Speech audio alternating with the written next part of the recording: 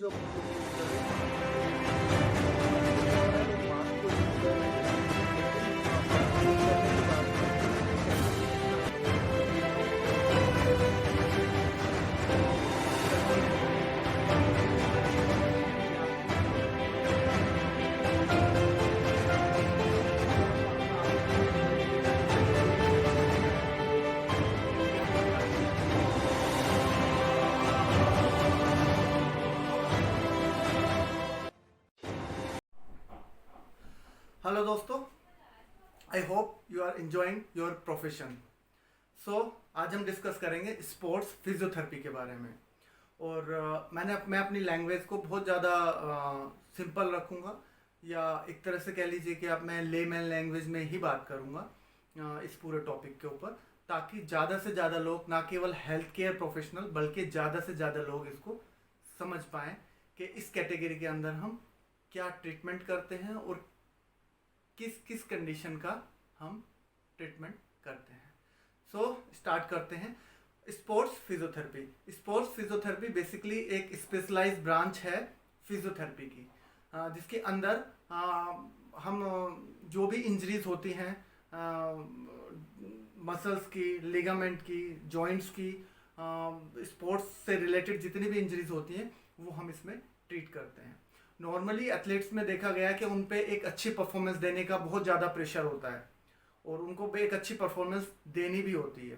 तो जब भी उनको पर ये प्रेशर होता है और वो प्रेशर लेते हैं तो वो प्रेशर खाली उन तक नहीं रहता, उनकी जो छोटी मसल्स हैं, लिगामेंट हैं, जॉइंट हैं, टेंडन हैं, वो प्रेशर वहाँ भी जाता है, जिसके वजह से उनमें इंजरी के चांसेस बहुत ज़्यादा होते हैं।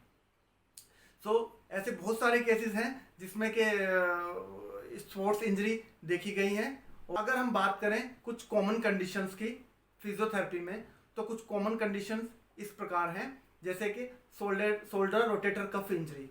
तो शोल्डर रोटेटर कफ इंजरी की जब हम बात करते हैं तो कोई भी परफॉर्मेंस जब आप देते हैं तो उसमें हैंड का बहुत इंपॉर्टेंट रोल होता है।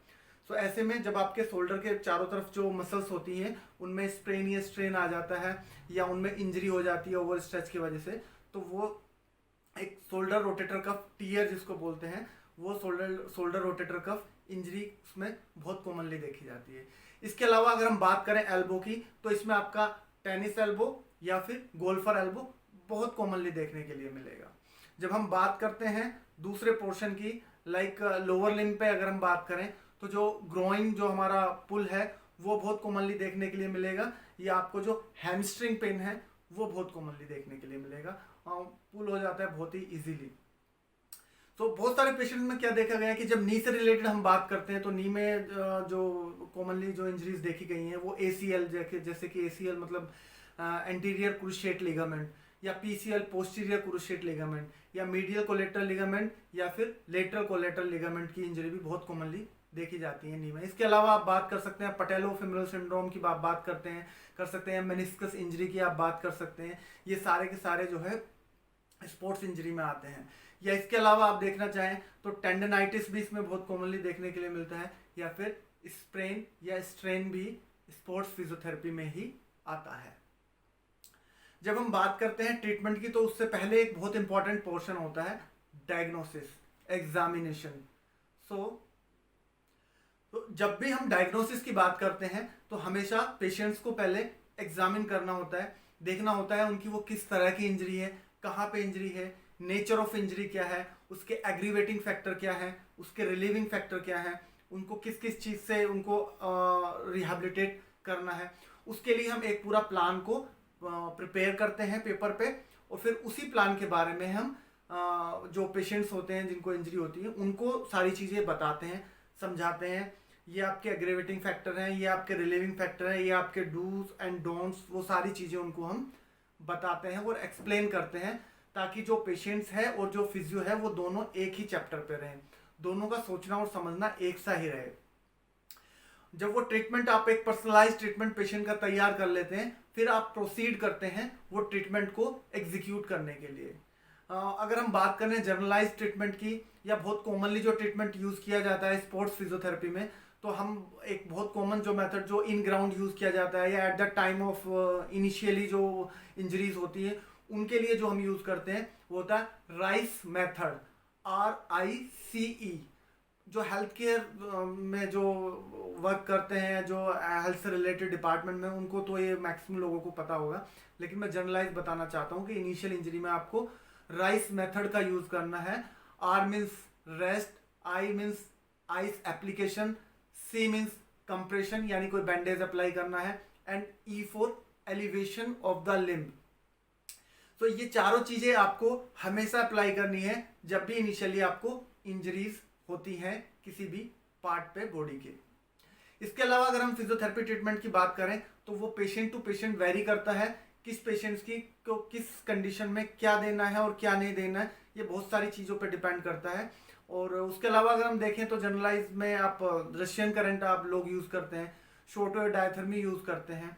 लेज़र थेरेपी की अगर हम बात करें या मॉडर्न ट्रीटमेंट में अगर हम बात करें, laser therapy, high beam laser therapy, low beam laser therapy हो जाता है, या मॉडर्न ही जो ट्रीटमेंट है उसमें ड्राई नीडलिंग भी आता है। उसमें मसल को चेक करते हैं कि कहाँ पे उसका इनिबिशन है मसल का और कहाँ कहाँ ट्रिगर पॉइंट है, उनको रिलीज करना। इसके बारे में मैं आपको सारा एक रिलीज के लिए अलग से बताऊंगा, बट अभी जनरलाइज बात करते हैं। या फिर हम टेपिंग यूज करते हैं।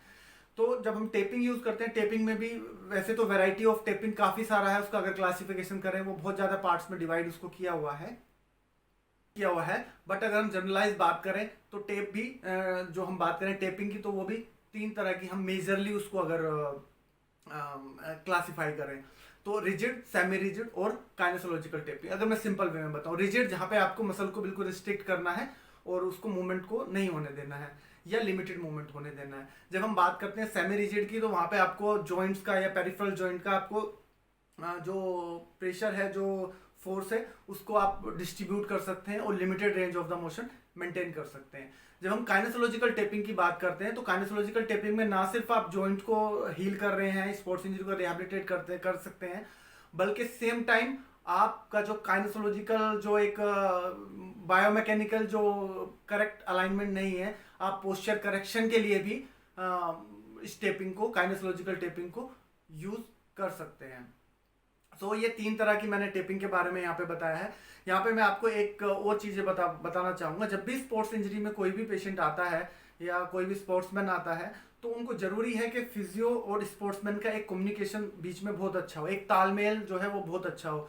जब उनका ट्रीटमेंट पूरा हो जाए उसके बाद भी जरूरी होता है कि स्पोर्ट्समैन अपने फिजियो के रेगुलर कॉन्टैक्ट में रहे और उनको अपनी परफॉर्मेंस बताता रहे, जब तक उनको ये पूरा कॉन्फिडेंस ना हो जाए कि वो अब पूरी तरह से ठीक है। एक मैं रियल आपको बताऊं, बहुत ही लीडिंग क्रिकेटर हैं, बेसिकली उनका जो रोल है वो बॉलिंग का है टीम में। उनको एक बार इंजरी होता है और वो फिजियोथेरेपी के लिए इंट्रोड्यूस होते हैं, तो लगभग 3 वीक में वो कम्प्लीटली रिहेबिलिटेट कर जाते हैं फिजियोथेरेपी से, ट्रीटमेंट से वो कम्प्लीटली रिकवर कर जाते हैं। तो वो अपने मैच की जो भी परफॉर्मेंसेज उनकी होती थी वो अपने फिजियो के साथ शेयर कर रहे थे कि मैंने आज 5 मैच थ्रो किए बट मेरे को कोई ऐसा प्रॉब्लम नहीं हुआ, आज मैंने एक मैच में 7 ओवर फेंके लेकिन मेरे को कोई प्रॉब्लम नहीं हुआ।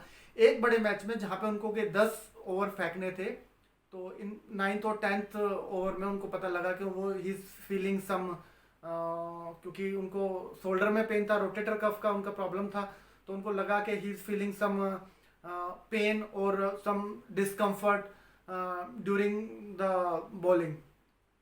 उन्होंने अपनी ये बात अपने फिजियो के साथ शेयर की, तो यहाँ पे उनको ये बेनिफिट हुआ कि उनको दोबारा से एग्जामिन करने का या बहुत ज़्यादा उनकी हिस्ट्री लेने की ज़रूरत नहीं पड़ी फिजियो को, और उन्होंने इजीली उनके केस को समझ के ना सिर्फ उनको ट्रीटमेंट दिया बल्कि एक फास्ट हीलिंग वाले ट्रैक पे उनको रखा। जब भी आप अपने फिजियो के साथ ट्रीटमेंट ले रहे हैं, आप रेगुलर उनके कॉन्टैक्ट में रहें, उनको अपनी परफॉर्मेंस के बारे में बताते रहें।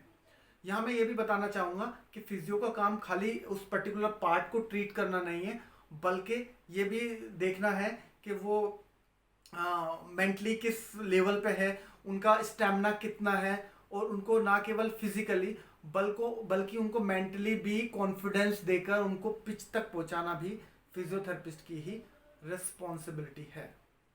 तो दोस्तों, यहाँ मैंने बहुत सिंपल तरीके से बताया है कि व्हाट इज स्पोर्ट्स फिजियोथेरेपी और इसमें क्या क्या हम ट्रीट करते हैं, क्या इसका डायग्नोसिस है, कैसे हम ट्रीटमेंट देते हैं, कैसे कम्युनिकेशन होना चाहिए फिजियो और एक स्पोर्ट्समैन के बीच में, कैसे आउटकम को हम एक अच्छे तरीके से बाहर निकाल सकते हैं ट्रीटमेंट के बाद। सो यहाँ पे मैं इस वीडियो को यहीं पे समाप्त करूँगा। Please like, share and comments. Thank you very much.